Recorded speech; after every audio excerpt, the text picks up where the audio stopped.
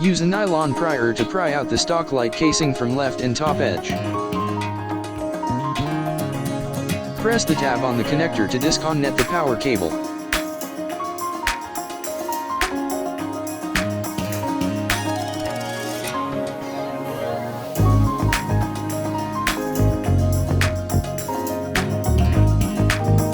Next, reconnect the power cable to the new projector lamp.